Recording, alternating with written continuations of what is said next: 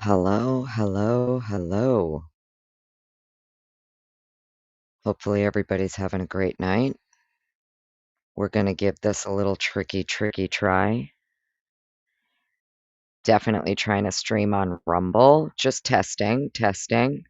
Wanted to see how this is gonna work. Not even sure if it's working. It says I'm live, so, let's do this. Welcome in. Miss Potts, True Crime Docs and Snark. If you're new here, give it a thumbs up, thumbs it down, follow your heart, not your frown. We're going to be taking a look at I'm going to try this again. I tried doing this live earlier on StreamYard, and it was absolutely awful. Jackie B, hi. Hello. Can you actually hear me? How's my audio? Sounding good, honey? Much better here? I figured I'd give it a try on a different streaming platform, and I heard Rumble's really good, so I figured we're going to give it a try with Rumble. I want to do a quick little recap from the earlier live, little read through of Mitch Nunes, the original, the OG Exhibit A to establish probable cause. Audio's perfect. Well, thank you, honey. Appreciate that. Thank you. Awesome. Looks like it's just me and you, Jackie. It's just me and you, honey. So let's take a little peeky poo. All right, here we go. Well, let your friends know we're live. We're live. We're going to do this again with much better audio. So, for all of the haters earlier that were in my chat saying, "Oh my God, it's your internet. It's because you're on Wi-Fi. It's because you're at McDonald's using their Wi-Fi." Nope, it's none of that, bitches. So here we go. Let's take a little peeky poo. If you're joining this chat and you're on Rumble and you have no idea who I am, welcome, welcome. I don't know who you are either. And this is my first time on Rumble, and I'm only using it because StreamYard blows. So, what we're doing here is we're taking a little peeky poo at what was the original Exhibit A used by Officer Mitch Nunes in the case of State of Idaho versus Brian Kohberger. This is the original Exhibit A that was used to establish probable cause with the court to obtain the search warrant for 1122 King Road in Moscow, Idaho. And the reason that we're going to take a look at that is because some of the things that Mitch Nunes is asking for here, pretty interesting. Now, this could just be a template that they're using. And if it is a template that Mitch is using, fine, not a problem. I know a lot of these agencies just have a template that they go by. However, some of this is very interesting. So, welcome in, everybody. Thank you for being here. If you give this a listen on the replay, go ahead and give it a thumbs up. Leave your comments at the end of the live. Here we have Officer Mitch Nunes declares and says that the affiant is the applicant for search warrant herein. Affiant is a duly appointed, qualified, and acting peace officer within the county of Latah, state of Idaho. Affiant is employed by Moscow Police Department in the official capacity or position of patrol officer. Affiant has been a trained and qualified peace officer for approximately 2.5 years. There is probable cause for information regarding the deaths of Kaylee, Ethan, Xana, and Madison on the property referred to and sought in, or upon said premises, which consists of. We'll get into that in a minute. Just so everybody knows, tomorrow's the anniversary. Unfortunately, it's the 3-year anniversary of when these 4 students were murdered in their off-campus home. Officer Mitch Nunes here was technically a rookie. He had only been with Moscow for about 2.5 years. From what I understand, this is very first homicide he ever worked. And this poor guy was like 24 years old when this happened. And he had to walk in, and he's going to describe in great detail what he saw in this home, which is pretty sad. actually. So let's get into this. Meg P, beautiful Meg P. Hi, honey. Jackie, did you know that Tommy passed away? Oh, yes, honey. Yeah, I was gonna, say something towards the end here, but I guess I'll just say it now. My condolences to everyone. Um, I I I had watched Tommy a few times. Um, I didn't get to watch Tommy as much as probably everybody else did. I know one of his mods had reached out to me about 6 months ago asking me to be a guest, and at the time I just did not have time at all to be doing any of that. So my condolences to Tommy, his family, all of you who followed him, loved him. Like I said, I thought he was a pretty cool dude. I didn't get to watch him as much as everybody else did, but my condolences to all of them. Everybody. Sleuthy sweetheart, good evening. Hello. Oh, I'm so sorry you have the flu, honey. I hope you feel better. Thanks everybody for being here. Anna D, hello. Hi, honey. Welcome on in. Appreciate all of you. I know that, I think it was like AR and Dago were doing something live for Tommy. I actually just wanted to try Rumble, see how it worked. This is more of a, testing for me, but as long as the audio is good and everything seems to be good, I may roll with Rumble because Rumble I can also, stream on multiple places at a time. I can do, Twitter, YouTube, all of that, X, whatever you wanna call it. I'm good, Anna D, honey. Welcome on in. Bria, hello, welcome. Good to see you again. Hopefully audio is much better this time around, friends. It's not my internet, I promise. Sounds good, yeah. Thanks, honey. Somebody told me Rumble's way better, so we'll give it a try. If Rumble's better, then this is what we're rolling with. So, let's get into some of the things here that Mitch Nunes. So he is applying for a search warrant for 1122 King Road, and he has to establish probable cause. And according to him, this is his probable cause. He believes probable cause has been established because, one, the property has human remains. Two, there's blood or other bodily fluids or materials and items with blood or other bodily fluids or materials on, in, or near them. He also believes there may be firearms, knives, other weapons or instrumentalities of injury or death, including ammunition, holsters, magazines, sheaths, expended bullets, fired casings, other portions or elements of ammunition, or other items associated with firearms, other weapons or instrumentalities of injury or death, and sales receipts or documentation from purchases or acquisition of such items. Fireworks and other evidence of explosive materials. Documents, records, medications, drugs, or other substances, prescription or otherwise, bottles, labels, syringes, packaging, and other items associated with medications, drugs, or other substances, prescriptions or otherwise, that could relate to physical or mental states of the assailants or the victims, or relating to or containing information indicating, suggesting, or otherwise evidencing of violence, a shooting, physical attack, a fight, or mode of hostility for any of the same. So I know a lot of the live earlier, you guys couldn't hear me at all. Kalida Hope, hello. Welcome on in. Good to see you. So I know earlier, my other live, it was awful. Audio was terrible. But it's super interesting to me that Mitch Nunes here, first responding officer, he is the one to first find, Xana, Ethan, Maddie, and Kaylee.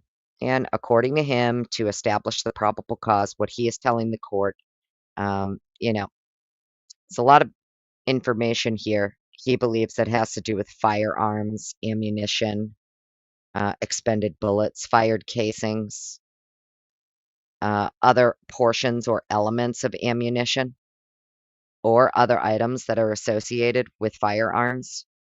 And the reason this is super interesting to me is because when you go and you look at the state's exhibit list and the autopsy photos that they were going to be using for Kaylee, um, my voice is mad, annoying, Sasha. Well, that's the beauty of the internet, darling. You just click the fuck out. That's what you do, Sasha. When you hear someone's voice you don't like listening to, you just click the fuck out, darling. No one's holding you at gunpoint, forcing you to listen to the stream. Literally leave. Bye. So what's super interesting is that the first responding officer here believes that there may be firearms involved in the crime. And when you go and you look at the exhibit list for the state, it's very interesting the photos that they plan to use, the autopsy photos for Kaylee specifically. And when you look at that exhibit list, super interesting because they're talking about the actual fractures to the inside of the cranium, as well as the inside of her mouth and teeth. And Mitch Nunes here is, as we'll go on to read, um, Mitch Nunes is stating that this person is like unrecognizable, like it's hard to even tell if they have a face, basically. So that's super interesting, right? Um, it's also interesting that the initial report to Kaylee's family was that she was shot, right? So I don't know. I gotta say, pretty interesting here that they believe a firearm potentially was used on at least one of these victims, and her family was told from another family member who called them that morning and said she was shot at a house party, that that's what they had heard, that she was shot. So isn't that super interesting? Also, fireworks and other evidence of explosive materials. Another super interesting thing, considering Bethany, the survivor from downstairs, claims that that's what she was awoken to. She thought what she heard was a firework going off in the house, and she saw a flash, what she thought was sparklers under her door, but she thought it was all a prank, according to Bethany. So you have the other survivor upstairs, Dylan, saying, I couldn't, I wasn't sure what I was hearing. I wasn't sure if it was real. Um, and then you have the other survivor downstairs claiming she's hearing a firework going off in the house, seeing sparklers and flashes under her door, and she thinks it's just a prank, right? Hi, Amy. How you doing? Yeah, exactly. Kaleido. I don't know. I was asking the same thing to Lana earlier. Like somebody moved her and covered her up, in my opinion, if that's her under the blanket upstairs next to the wall. So let's keep reading. Mitch Nunes is also requesting search warrant for documents, records, medications, drugs, or other substances, prescription or otherwise, bottles, labels, syringes, packaging, and other items associated with medications, drugs, or other substances, prescription or otherwise, that could relate to physical or mental states of assailants or victims, or relating to or containing information indicating, suggesting, or otherwise evidencing violence, a shooting slash physical attack, a fight, or mode of hostility for any of the same. So here we go again, a shooting slash physical attack.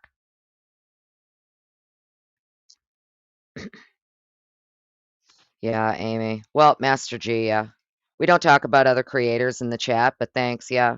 Go on a birdie. Bye. See ya.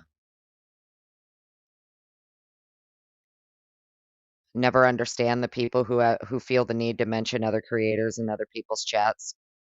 Yeah, we know they're live. Go there. Bye. Footprints, fingerprints, fibers, or other physical or trace evidence or items bearing these relating to or containing information indicating, suggesting, or related to violence, a shooting, a fight, or mode of hostility for any of the same. Yet again, a shooting.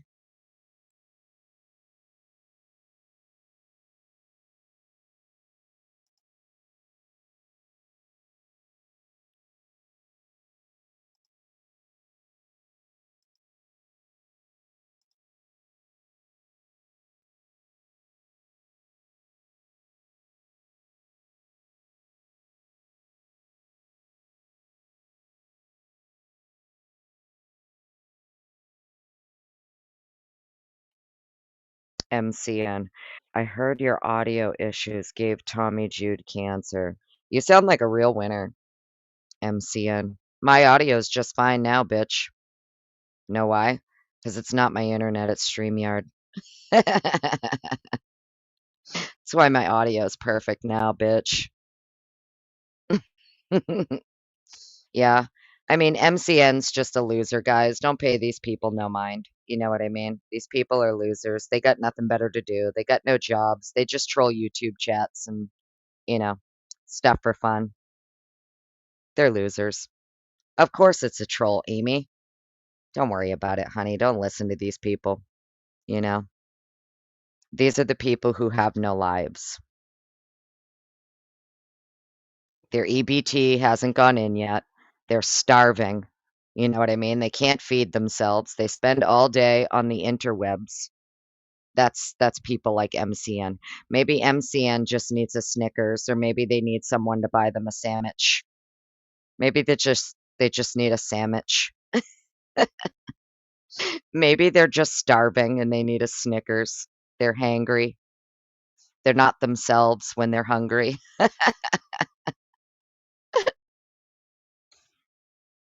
My audio's just fine, bitch. There's nothing wrong with my audio. Why bother doing lives if you can't pull your setup together? My audio's fine, asshole. In case you didn't know, I actually have it open on another device.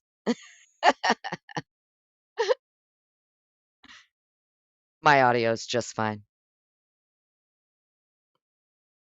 But thanks, MCN. Bye. See you later. Have a great night. So it's super interesting here that Mitch Nunes, right, multiple times over believes he needs to request all of this in his search warrant because it would appear here the first responding officer does believe firearms were used in this crime. Um, so that's super interesting.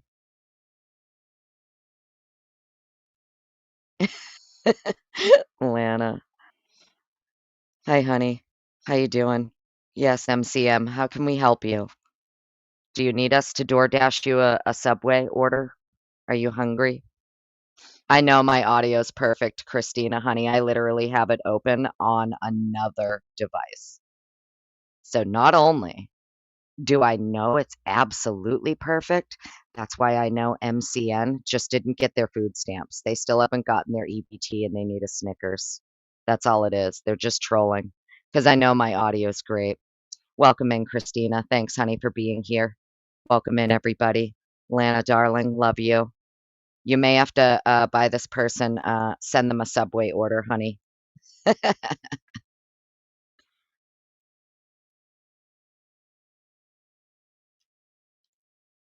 All right, so getting back to this here, right? The reason that I think it's super interesting that Mitch Nunes is very interested in anything to do with firearms, spent shell casings, ammunition, explosive materials, and or fireworks.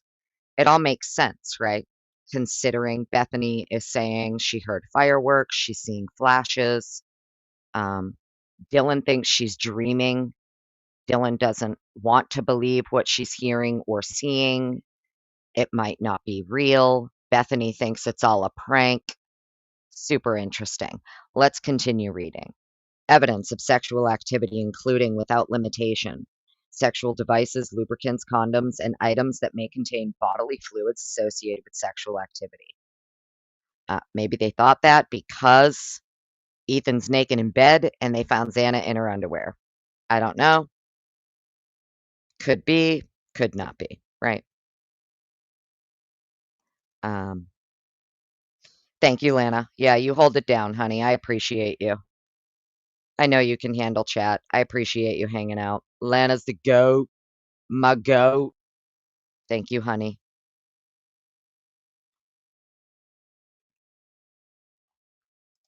So, I was trying to say it in the earlier live, and I know that StreamYard was just awful, but this is just my opinion, okay? Purely my opinion and my speculation. Once we get into the statements that Mitch Nunes is being given by Dylan, okay?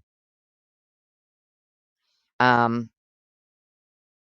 Actually, you know what? I'll save that. Let's look at this first. So he's also requesting alcoholic beverages, other intoxicants, and any containers or receipts for the same. Uh, remember how all the alcohol that was in Bethany's room, right? Everybody remember that? Everybody remember all the photos for Bethany's in Bethany's room there with all of that alcohol. So it's safe to say that it would appear much of the alcoholic beverages were being stored in Bethany's room. Not sure why. Mitch Nunes is also interested here in data compilations relating to or containing information that indicates, suggests, or is related to violence, stabbing, a shooting, a fight, or mode of hostility for any of the same, to include without limitation ledgers, papers, lists, books, notes, letters, calendars, diaries, tapes, photographs, videos, or other media, or similar documents or items, computer and communications devices capable of storing electronic data, other electronic storage devices, and media, and access to contents of all of the above. Think about all the laptops and phones they pulled out of that house, including the ones that they found hidden in closets and in drawers, etc. Interesting.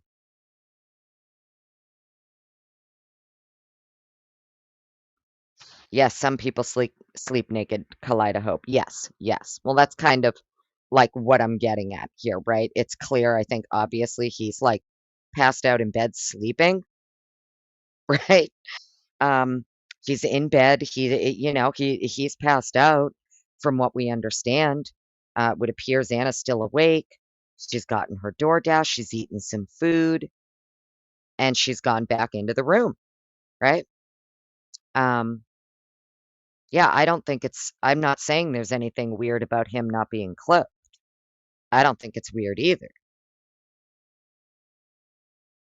I'm not saying it's weird that he's naked in bed. Um,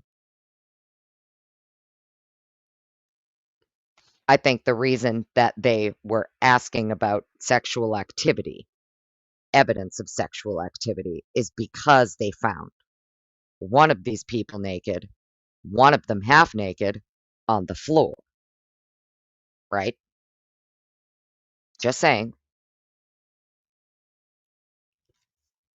Considering everybody else was clothed. All electronic devices, including all communications content, including email, text, SMS, MMS, or app chats, applications, cloud storage, notes, or voicemail, including attachments, source and destination addresses, time and date information, connection logs, images, and any other records, including indica of use, ownership, possession, or control of such communications or information found.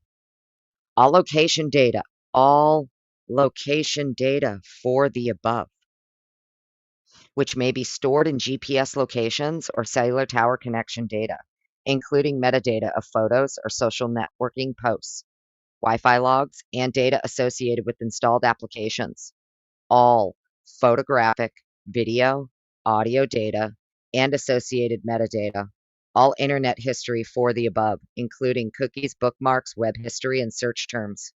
all stored IP addresses associated, all financial information related to the above, all indica of ownership and control for the data and cellular device, such as device identification and settings data, address book contacts, social network posts, updates and tags, Wi-Fi network tables, associated wireless devices, Wi-Fi networks or Bluetooth devices, associated connected devices, backup devices, and stored passwords or user dictionaries. So it's interesting to me he's asking for all video and photo, right? Including metadata, photographic, and video. I think it's interesting he's asking for that, considering they ended up with an SD card out of a GoPro and a disposable camera that they took into evidence, and none of those things, we have no idea what was found on the SD card for the GoPro or what was found on the disposable camera. So, super interesting.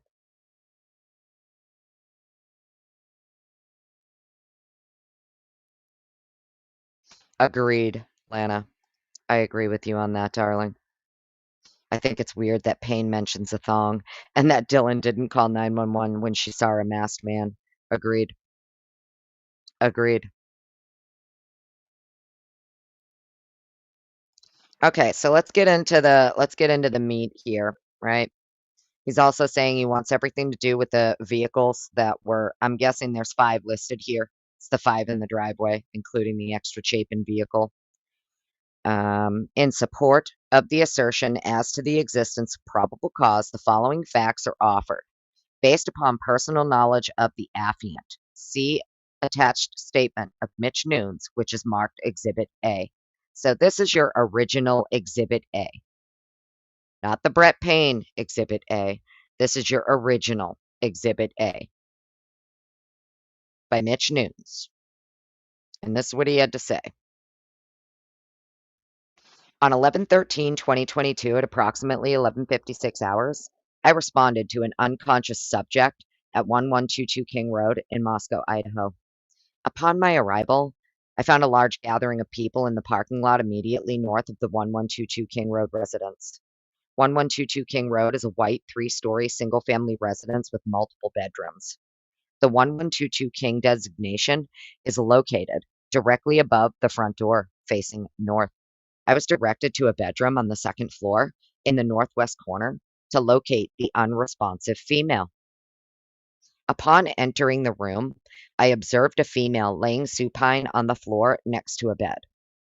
According to Redacted, this female was likely Kaylee Gonsalves. Redacted, this female is likely Kaylee Gonsalves, and then it's redacted. I observed dried blood surrounding Kaylee's body and signs of cutting trauma to her face. Kaylee was covered in so much blood, I wasn't able to immediately discern where any additional injuries would have likely been. Kaylee was apparently deceased due to her pale skin color, rigid body tone, and apparent blood loss. Sidebar, we all now know this is Xana, okay? Obviously, um, we now know this is Xana, not Kaylee in the room with Ethan, right? Um,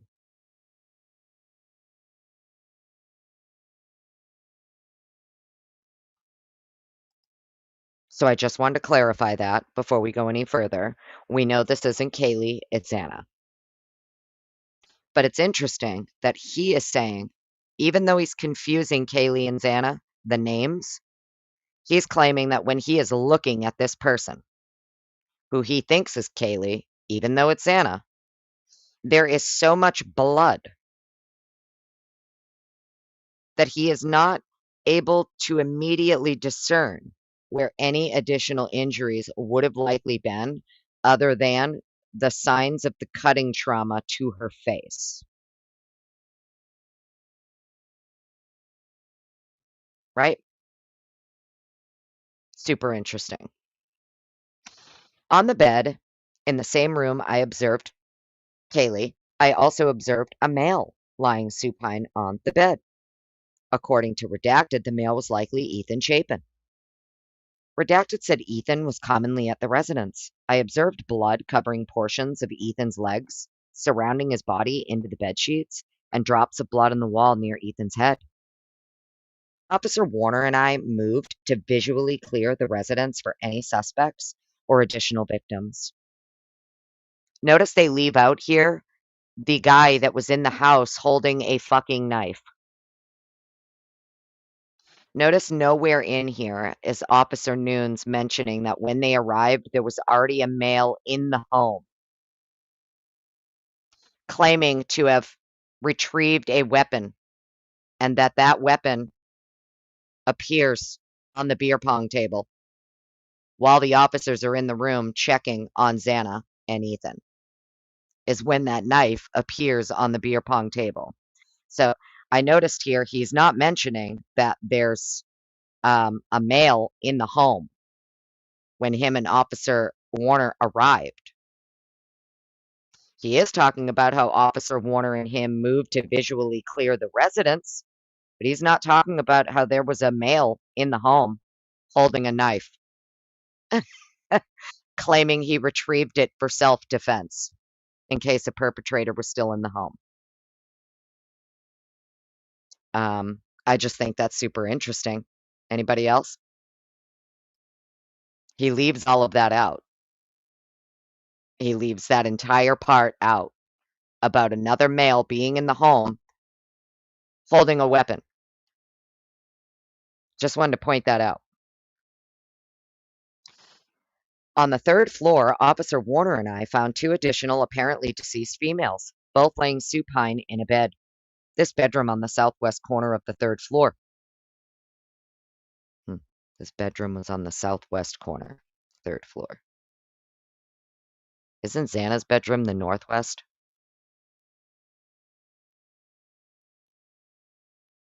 Isn't the south? How's that possible? If Xana's bedroom is the northwest, wouldn't the bedroom directly above her be southwest? No. Maybe I don't want to overthink it. James Moen. What up, sir? Good to see you. Welcome on in. How the fuck are you, friend? Audio's kicking ass tonight. Audio's kicking ass on Rumble. We're doing great over here on Rumble. This is where we may just have to stay, friends. From so far, everything I could see on my end, audio's amazing over here on Rumble.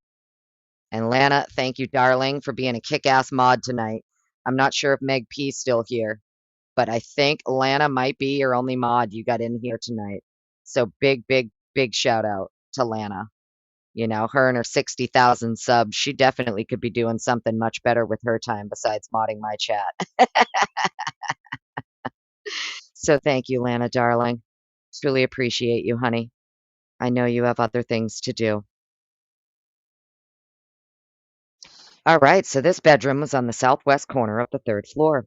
According to Redacted, these two females were likely Xana and Maddie. One female showed an apparent traumatic injury to her face due to the basic facial structure being unrecognizable. Both females showed very pale skin. Both females were covered in dried blood and apparently deceased. After the residence was deemed safe, Officer Warner and I exited the residence to secure it and the immediate area, to include the parking lot immediately to the north of the residence.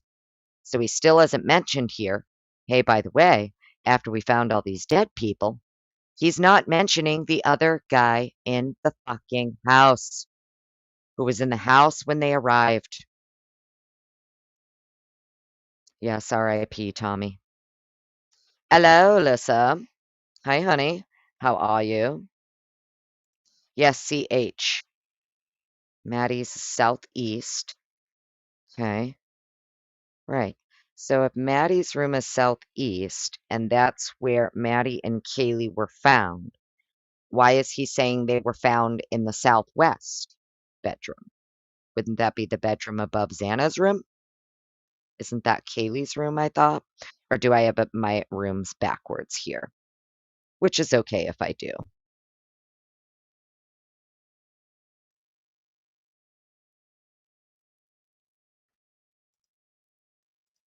Yes.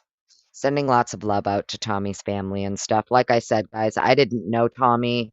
I've watched him a few times, but I didn't know him like you guys do. So, you know, sorry for the loss. I'm sorry for the loss to the whole community. I mean, I know there's a lot of people who really enjoyed Tommy. I just did not get to watch him as much as everybody else did.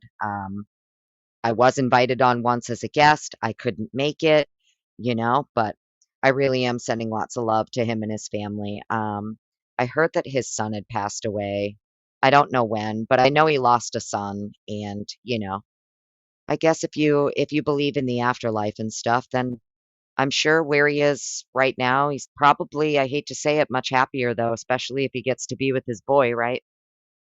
I feel like if there is an afterlife and that's where he is, I'm hoping he's with his kid, you know, and he's not in any more pain and he's not sick anymore and he's not suffering anymore.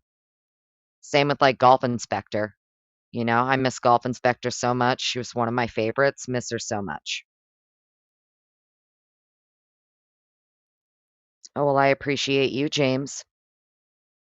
I can't say I do much though. This last month or so has been absolutely awful. Even when I try to go live, it's just terrible. I try.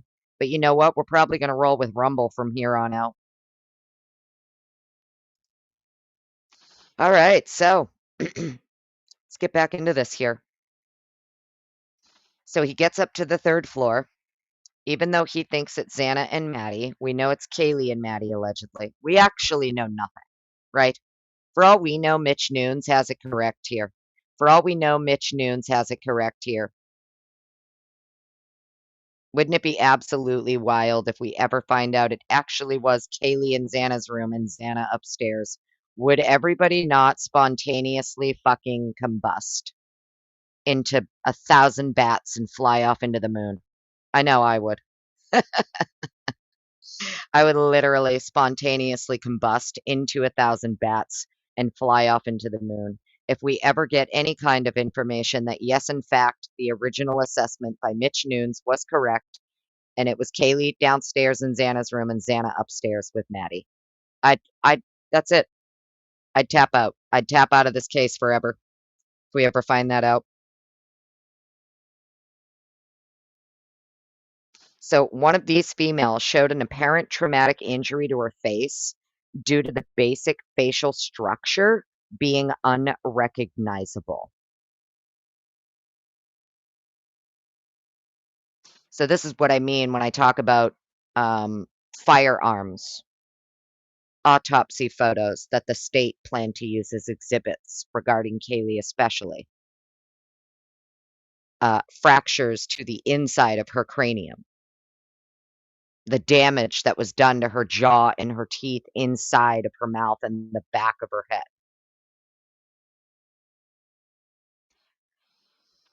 Absolutely awful. It's awful, but I don't know.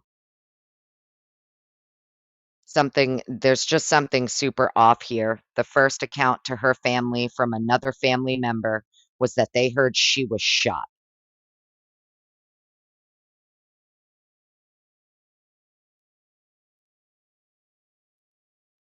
Both females showed very pale skin. Both females were covered in dried blood and apparently deceased.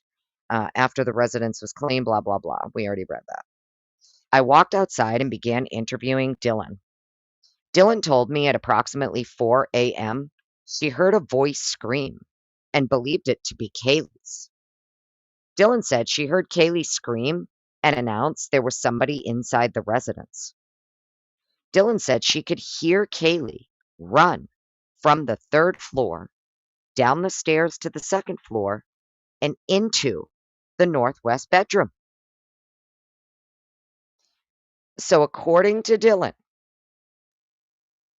so she didn't hear another set of another set of boots or like She didn't hear another set of footsteps coming down the stairs after Kaylee. But according to her, she is hearing Kaylee not only come running down the stairs, but she is running into Ethan and Xana's room, according to Dylan, right?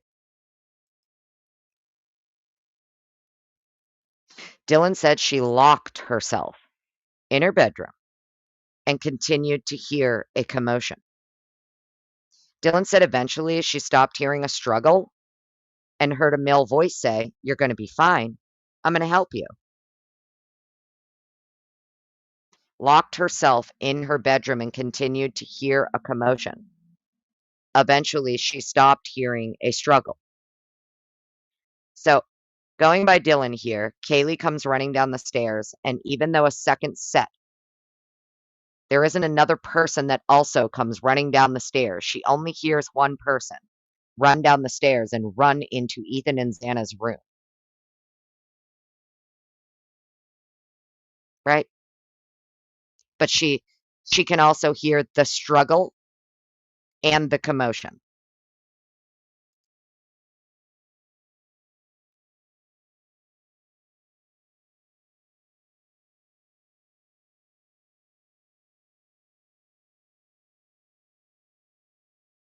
So, the reason that I'm even mentioning this or even talking about it is because remember when we listened to all of the interviews with Dylan, especially with like Gooch, I didn't know if it was real. I didn't know if it was actually happening or if it was a dream.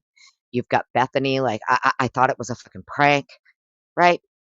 It would appear here these two survivors, if we are to give them the benefit of the doubt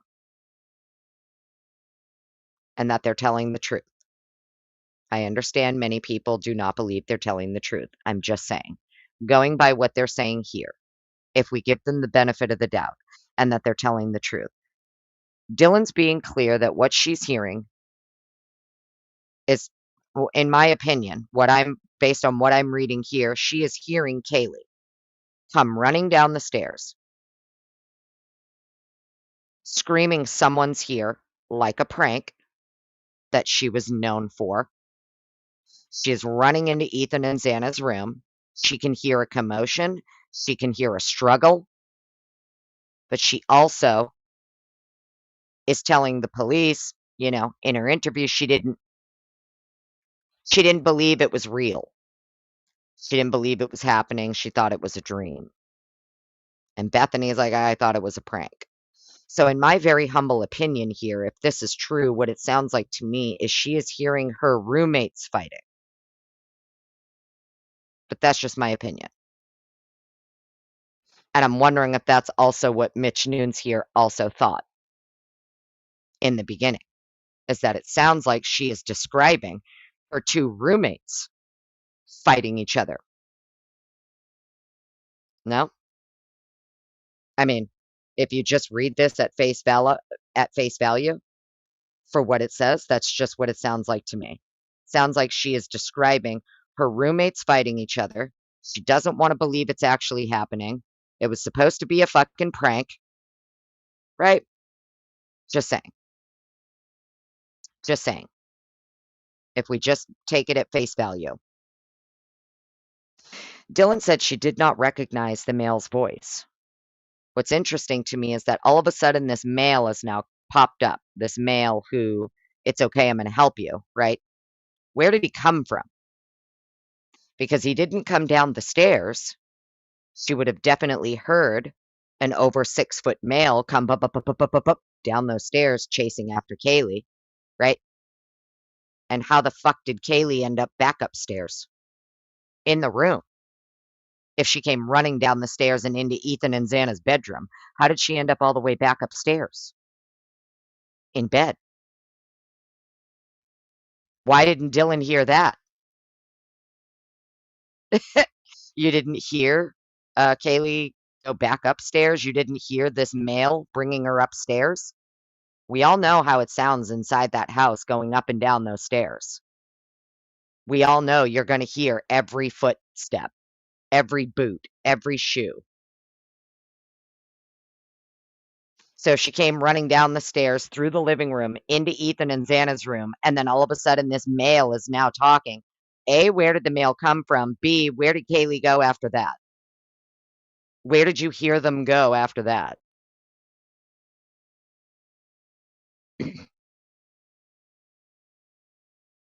Pretty interesting. So she did not recognize the male's voice. Dylan said after a few minutes, she peeked out of her bedroom and observed a male described as approximately 6 feet tall, slim build with a black ski mask, leave the second floor patio area. This patio door was likely left open as it was found open upon my arrival.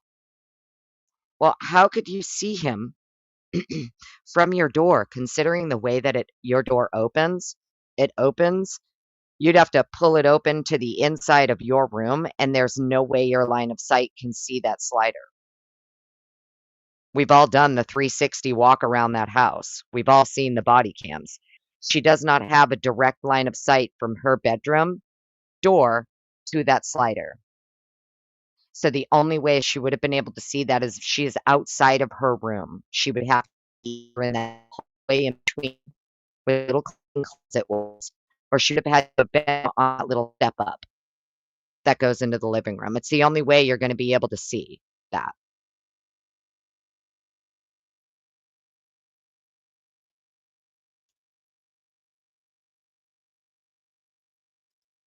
So I'm not sure how she can see the patio area, at all, to be honest with you. Um,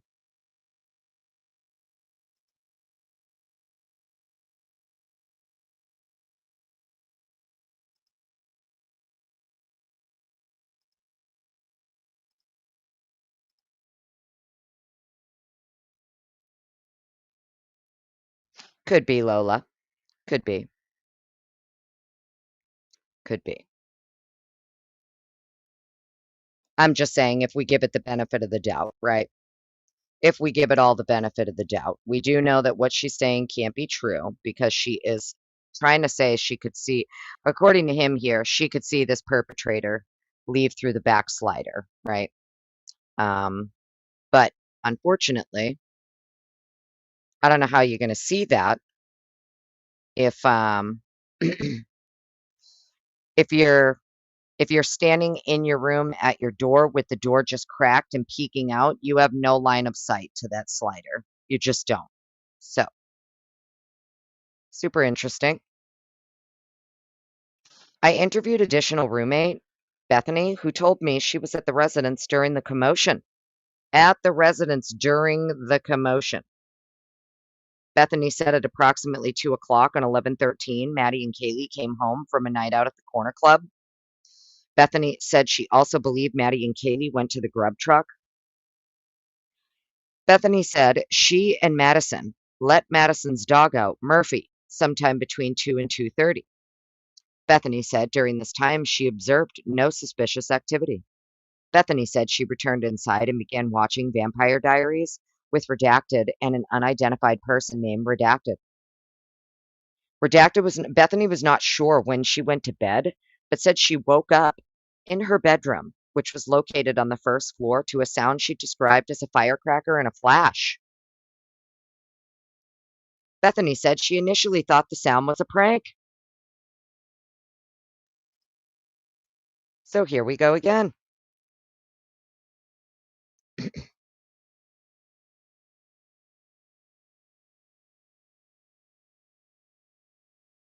You have Bethany. So Bethany thinks it's a prank. She also hears the commotion. She's in the house during the commotion. She thinks what's happening is just another prank. She thinks she hears a firework being let off in the house, and she's seeing flashes, but she thinks it's just a prank, right? Interesting. According to Bethany's phone log that she showed me, Bethany called Xana at 4:21, Ethan at 4:22, Madison at 4:22, Madison again at 4:30, and then Kaylee at 4:31. I think this is Bethany. Bethany said she never received an answer on each phone call. Bethany said she went back to sleep and woke up around 11:56 when 911 was called. Well, sidebar, now that we have all of the phone information and that's been released, we all know that absolutely neither one of these people were sleeping. They never went back to bed. They were never asleep. They were never asleep. Bethany has a very small period of time when there's no activity on her phone. It's about like 30 minutes. And other than that, they are nonstop on their phones until the 911 call. While the 911 call is happening, fucking, I believe Dylan is on Indeed or some shit, if I remember correctly. One of them was literally like on Indeed or Instagram or something while the 911 call is happening, according to the phone data. So, super interesting. Um,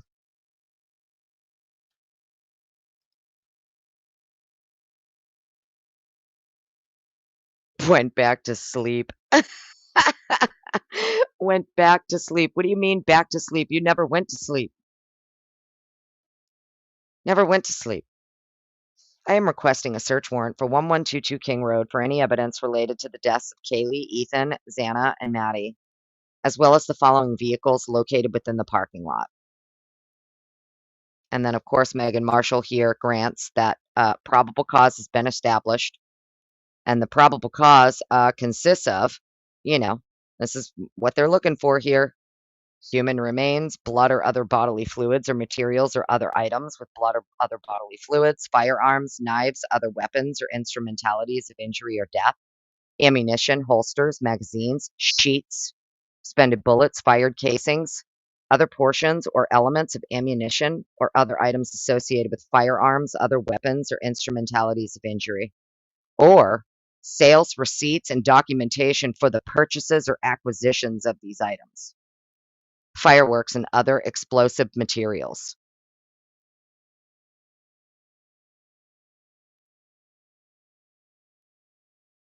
Interesting too, he put sheets here, huh? Sheets. It's like Mitch Nunes is like, wait a minute, is that a fucking sheet over there under her? That's a sheet. Maybe we should be looking for more. Let's start looking for. Let's see if we can find more sheets. They also put sheets on Kohberger's search warrant for his apartment too. Super interesting. Dolphin, yes, I know. She woke up with a toothache and fell asleep right when her dad told her to take the Advil. Yeah. Dylan was on Indeed. Thank you. Thank you, Jackie B. I thought I remembered that correctly. I'm working off just memory here, solely memory, friends. Sometimes I'll get it wrong. So, the reason that I just wanted to do a recap, obviously for 2 reasons. My audio was absolutely terrible on the first time around, which is fine. Now that we're doing this here on Rumble, it's fine. I can go back and just put the other one to like members only or something. No biggie. I'll leave this one up public. But the reason that I really wanted to recap this is because honestly, if you just go by the description that's given to Mitch Nunes and Mitch Nunes' original Exhibit A, it would sound like not only do Dylan and Bethany know exactly and precisely what happened in that house, they heard all of it. Dylan didn't want to believe what was happening and what she was seeing and hearing. She didn't want to believe it. Bethany didn't want to believe it either and thought it was just a prank. And for whatever reason, the two of them went and hid downstairs for an entire 8 hours while whoever else was doing whatever they needed to do in that house, in my opinion. If these two had absolutely nothing to do with the actual homicides, right? The only thing that I could think of here is that they are under the impression someone's prank has gone horribly fucking wrong. That's just my opinion. It sounds like she is describing her roommates fighting each other. She can hear it. She knows it's happening. There's a male. Is there, we all know, I'm not even saying that this is what happened. I'm just saying hypothetically. We all know Kaylee's parents, her dad, they've all admitted she loved to pull pranks. She was a prankster. She pulled pranks on everybody all the time. It was her favorite thing to do. We heard about the pranks she would pull on Xana. She would spoof a number, text Xana, and pretend like she was, I can see you taking bong hits. I can see what you're drinking. Remember that? You remember that? So that's just what it sounds like to me. Now, is it possible that like Kaylee involved someone, got someone in on the prank, like, hey, help me do this or whatever. It's just going to be a prank. And like the prank went horribly wrong. I don't know. I have no idea. It just sounds to me like that's unfortunately what is being described here. Um, and we know that there are friends of theirs that said Kaylee like thought it was funny to like she would like spoof a number and she would text Xana and make Xana believe that she was being watched. I can see you doing bong hits. I can see what you're wearing, things like that. And it was Kaylee texting that to Xana, right?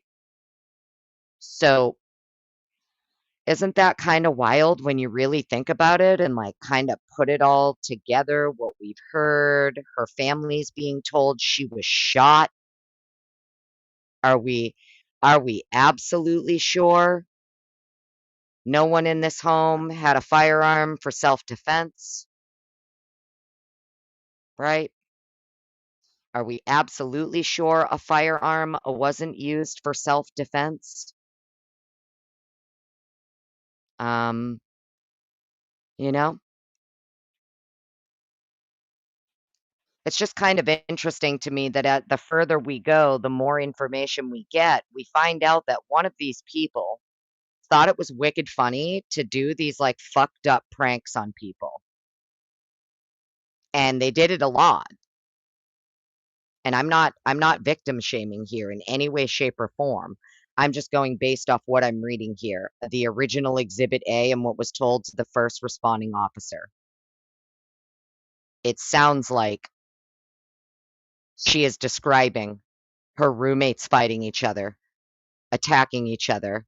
It's a prank gone wrong. Someone has pulled out a gun, shot some I don't know. Do you get what I'm saying? It's literally like it all happened so fast. We didn't want to believe it was real. We thought it was a prank. And then from there, it's already happened. Now what do you do? Who do you call? Who do you get to help you, right? Do you hide in your room? What do you do? If your roommates are upstairs fucking killing each other, what do you do? Right? I don't know. I'm just saying. I'm just saying. I don't know how you can describe one of these people as running down the stairs into the bedroom of the second floor, but then you don't describe them running back up the stairs. How'd they get back upstairs? Because that's where she was found. So how'd she get back upstairs? Know what I mean? And I'm all for a good prank. I really am. Like, I'm not kidding. I'm not putting it down at all. Like, pranks are pranks. I'm all for a good prank. I used to pull pranks on my poor mother. God rest her soul. I used to pull some horrible pranks on my mother when I was a kid. I was such an asshole. And it was scary pranks like that. Okay. Like, true story. Okay, there was a time where my mom lived legit in the middle of nowhere in Maine, okay? And her property was very, very large out in the middle of the woods.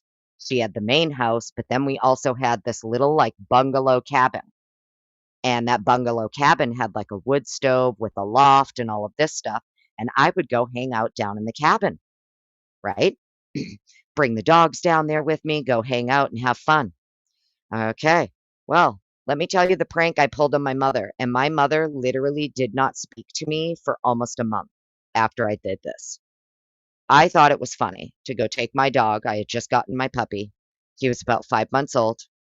I had just gotten my puppy, and I thought it would be funny to go take him for a walk down to the cabin, leave him at the cabin, but I brought a bottle of ketchup with me, and I literally covered my throat and my shirt and smeared it all over my face and ran screaming in the pitch black darkness up to my mother's door, pounding on the door, screaming, "Help me, help me, help me. Someone's chasing me, someone's chasing me." I did this to my poor mother. Okay. I literally did this to my poor mother. And she obviously she opened the door. My mother, like her knees buckled, she almost collapsed. She thought like Michael Myers was going to be coming right in behind me into this fucking house. She threw me, grabbed me by my shirt, threw me inside the house, slammed the door, and locked it. because she thought someone was chasing me in. And I'm down on the floor, like holding my throat. You know what I mean? Rolling around on the floor covered in ketchup, pretending it's blood. And it took her a second, but once she realized it was ketchup, I promise you, my mother kicked my ass. Okay? She absolutely kicked my ass and was like, "I can't fucking believe you, you fucking asshole." She went into the living room and flipped her glass table into the wall. She was so mad and shattered her glass coffee table into a million pieces and then did not speak to me for a month after that.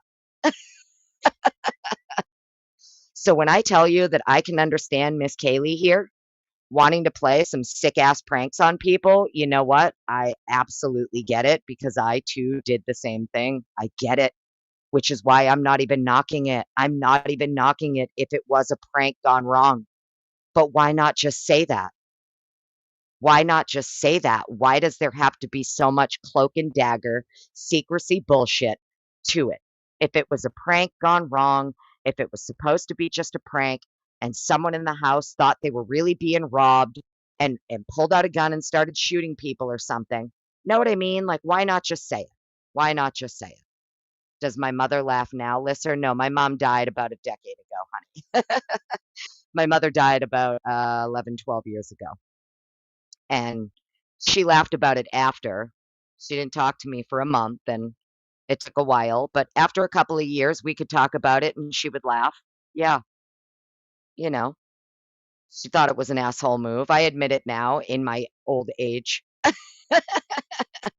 In my old age now, I wouldn't want one of my kids doing that to me, but I could understand. I can understand a good prank. Who doesn't love a good prank, right? But, you know, I gotta say, pretty fucked up. I did do, some pretty messed up pranks when I was younger, you know? It is what it is. I was younger at the time, though. You have to remember, I was, like, about Kaylee's age when I did this. I was about 22 years old when I did that to my mother. So, you know, very long time ago. I'm old AF, so that was a really long time ago, but it took her a while before she came around and would have a laugh with me about it. But I shit you not, my mother didn't talk to me for a month, okay? A whole month, she would not speak to me. Unless it was absolutely necessary, she would not speak to me. But, you know, I'm just giving you guys my brainworms here on what I'm reading from this original Exhibit A. It sounds to me like what Dylan is describing and what Bethany are describing is a prank that went absolutely fucking horribly wrong in this house. And if you go ahead and look at the state's exhibits list regarding the injuries to Kaylee, photographs that they were going to use for Kaylee and Xana specifically, and the injuries to the two of them. I don't know. It just, in my opinion, it would appear, it seems like the initial story was going to be a prank gone wrong. A prank gone wrong. And then something changed where it had to be, nope, someone came in the house. There was someone else in the house who did this. Someone else did this. It wasn't anyone inside the house. It came from outside the house. And that's just my opinion. Just my opinion. As always, you know, I know I'm doing this on Rumble for the first time. So if you're new here, thanks for being here. As always, um, everybody who's an OG, you guys know I don't know shit. Do not listen to me. No facts here. I just am some snarky bitch on the internet giving my opinion on what I read. And what I'm reading here from Officer Mitch Nunes is very, very different than what came out in the probable cause affidavit from Brett Payne. And it would appear this Exhibit A here is basically what Brett Payne just copied and pasted, took out Mitch Nunes' name, added his in, and, you know, like Brett Payne said, it was a living document. They just added to it as they went. So your probable cause affidavit was likely created this day with Exhibit A from Mitch Nunes, right? And then Brett Payne's Exhibit A is something entirely different. And it doesn't even have The stories aren't even similar. Payne's is like an entire novella compared to this. But exactly, James Moen, right? Is that what the 8 hours was for? Exactly. I mean, it may take you 8 hours to get your story straight, clean the place up, and stage it. I'm just saying. Just saying. And if the defense believed for any reason a firearm was involved, I mean, it would make sense they're going to bring in someone like Matthew Nodell. That is his expertise. I understand he's a crime scene reconstructionist, but his specialty is firearms. You know, um, Matthew Nodell is the one that was requesting Dylan's blanket and jacket for testing, right? Because ISP never did anything with it, even though it was collected. It was never tested or anything. So super, super interesting. Promo some Black Rifle coffee just for practice. Silent G. That's funny. Uh, yes, exactly, Lucy, darling. Exactly. It's like two different events, right? It's like two totally different stories. It's like sometime between Mitch Nunes' establishment of probable cause to the court and then Brett Payne needing to establish probable cause with the court for the suspect. It's two entirely different things. All of a sudden, it's two entirely different things. Um, but what do I know? I don't know anything, you know.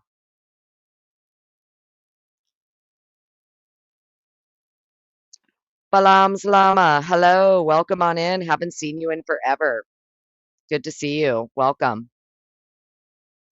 But yeah, it is almost like two different events, huh? I do get you, Silent G. Don't worry, darling. I get you. Always. Kane B. There you are. James.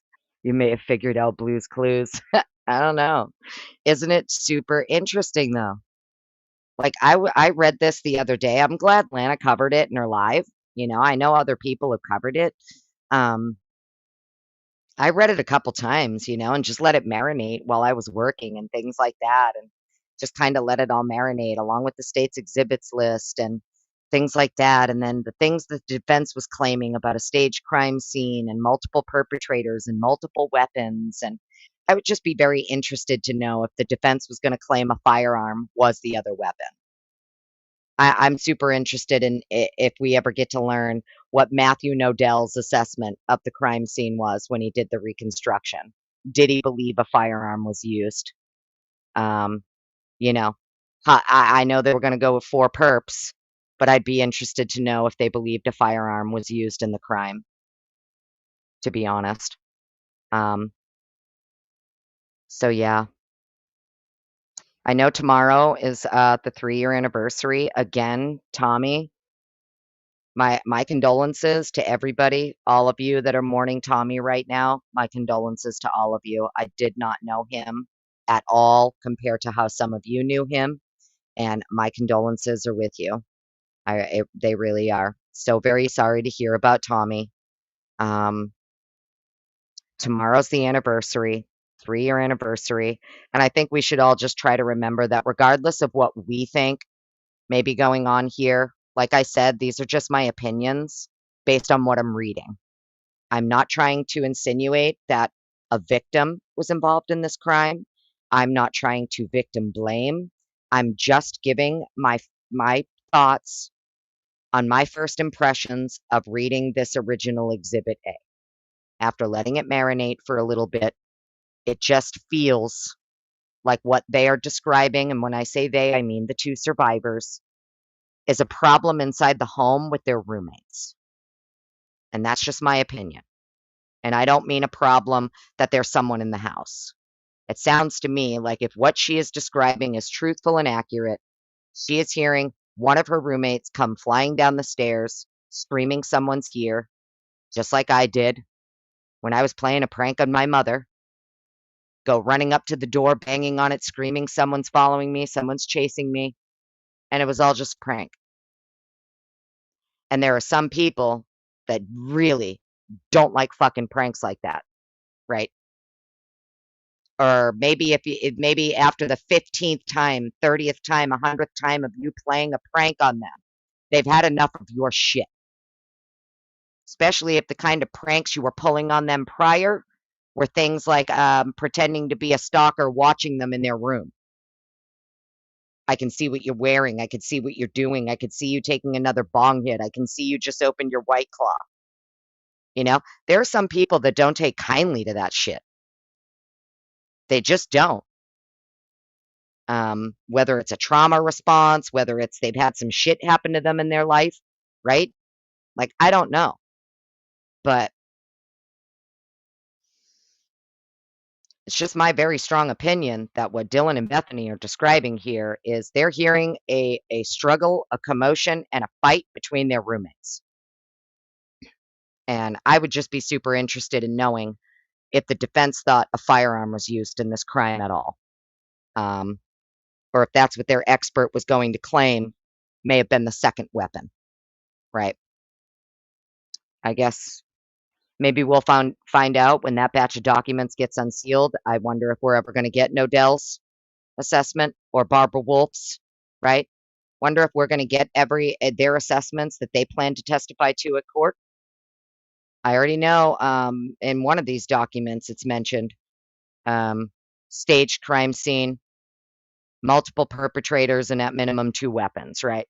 So I'd be interested if they think a firearm was used. I hope we get those documents soon. But yeah, I just wanted to recap this real quick with you guys. I figured I would give Rumble a try. Yeah, same, Lucy. I'm open to it being the second weapon as well. And you know I didn't want to be. You know better than anyone, darling, the very last place I wanted to be was someone here was shot. I never wanted to be in that camp or in that boat, not gonna lie to you. I know months and months and months ago, there were a lot of those theories going around that a firearm was used and blah, blah, blah, and I was like, "You know, I'll wait until I see something in black and white. We gotta wait until we see something in black and white." Well, now we have something in black and white. Now we have something in black and white, and it's from the original first responding officer who is looking at these victims and understanding that the damage done to specifically the faces appears to be firearm related, right?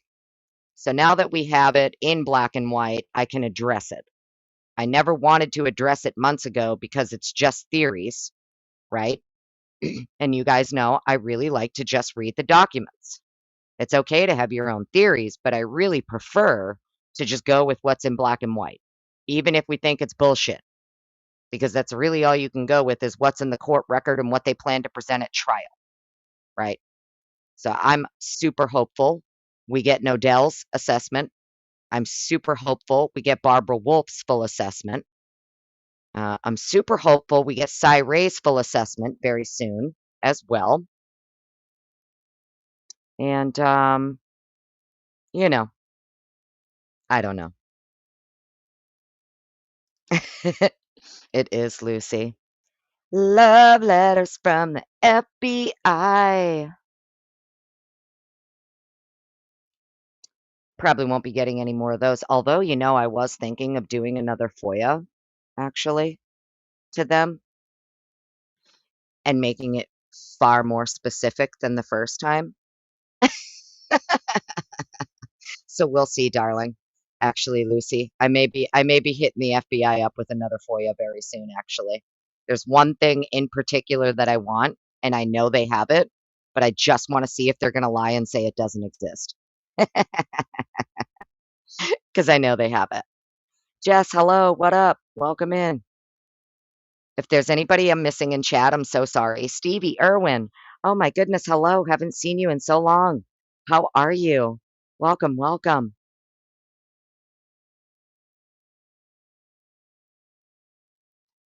So yeah, I don't know, friends. I figured we'd give this a recap here on Rumble. Hopefully the audio held up good. I'll go back and put it at 2 speed or something.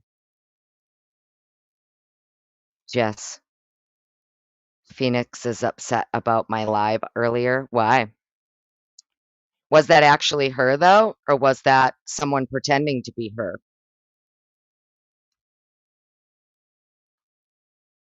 I don't know. I don't watch Phoenix. No offense. No offense. It's just not my cup of tea, honey. Sorry.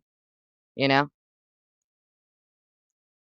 There's plenty of people who feel the same way about me. She's just some crazy bitch. Don't listen to her. You know, it's fine. It's no biggie. I'm not everyone's cup of tea, and I know that. You know what I mean? You could be the ripest, sweetest, juiciest peach on the tree, and there's always going to be some bitch who don't like peaches. You know what I mean? It is what it is. Can't please everyone. Jess, yeah. I mean, definitely a second weapon. I'm just super interested in whether or not the defense was going to argue it was a firearm. Wouldn't that be wild if we find out the defense plans to argue, hey, actually, no, it was Kaylee who was found downstairs in the room with Ethan, right? Wouldn't it be wild if we just find out everything we think we know is actually the opposite? Wouldn't it be wild? Audio is 100% fire. Yes, Jess. Thank you, darling. Appreciate that. It sure fucking is because I'm not using StreamYard anymore. It blows. I also, and it sucks too because like when I paid for StreamYard, I paid during their summer sale where I paid for the whole year up front and it absolutely blows and I want my money back. I'm going to demand a refund. I paid for it for the year hoping it would make everything better. It didn't. It actually made it worse. But it's fine. Apparently Rumble seems to be fire though, so we're gonna roll with Rumble. It is what it is. From now on, y'all be seeing me here on Rumble. Yes, exactly, Lucy. Bingo, darling. It does seem like everything we thought we knew is absolutely 100% wrong. Yeah. So I wouldn't be surprised if, a couple years down the road, a year down the road, or 6 months down the road, when we finally have everything unsealed, we're getting, specific exhibits and assessments from experts and expert disclosures and things like that. I really wouldn't be surprised if we find out everything we thought we knew is actually the opposite. Total opposite.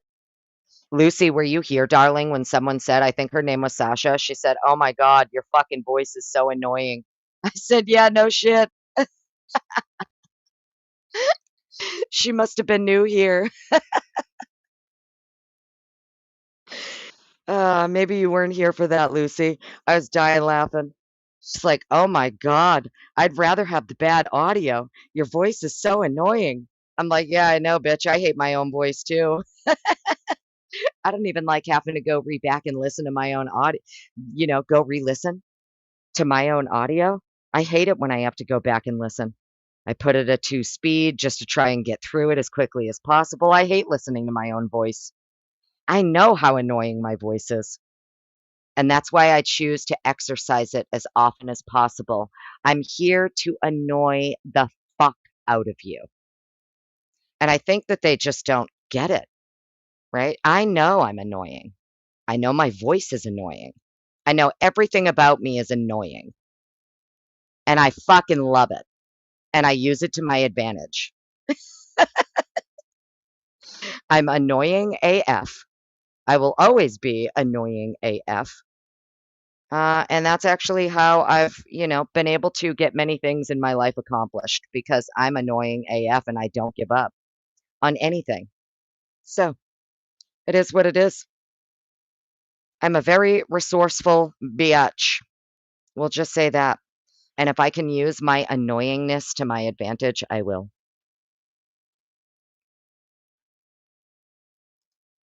Me being annoying and up people's asses is what gets a lot of things accomplished for me and what I do. I have to be annoying and up people's asses in order to get what I want. And guess what? I almost always get what I want.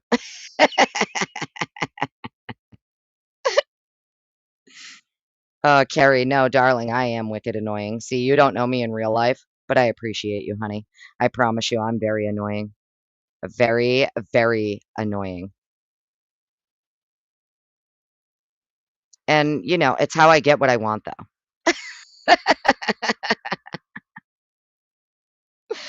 So anyways, let's stop sharing this. We're at about an hour 20. I wanted to just do a quick little recap. I'll go and put the other live with the shitty audio from Restream or StreamYard, whatever the fuck it was we were using over there.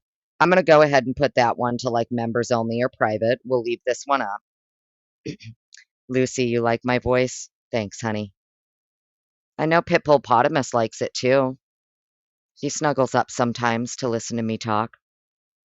It's usually when I'm talking like this, though, and I'm being, like, super ASMR and talking really slow. That's when my voice is okay. I'm sure if I just talked like this all of the time, it would please everybody, and they would all be like, "Oh my god, Miss Potts, I love your voice. You should do ASMR, Miss Potts. Your voice would be great for audiobooks, Miss Potts." But that's just not how I fucking talk, bitches.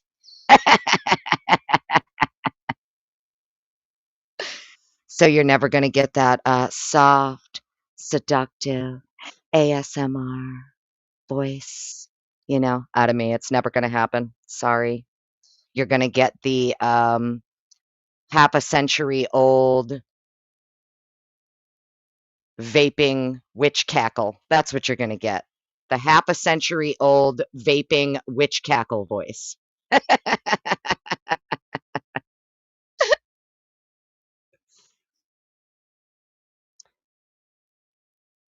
You know? Half a century, I have a vape. That's the voice you get, okay? I've been using the same voice for fucking half a century. What do you expect it to sound like a 15-year-old, you know? Maybe one time, James. Maybe that's what we'll do. We will do like a maybe that's what I'll do. I'll start doing like ASMR readings of the probable cause affidavits. An ASMR reading of Brett Payne's probable cause affidavit by Miss Potts. Let's do an ASMR reading of Exhibit A from Mitch Nunes. Yeah, no, we're not doing that. Sorry.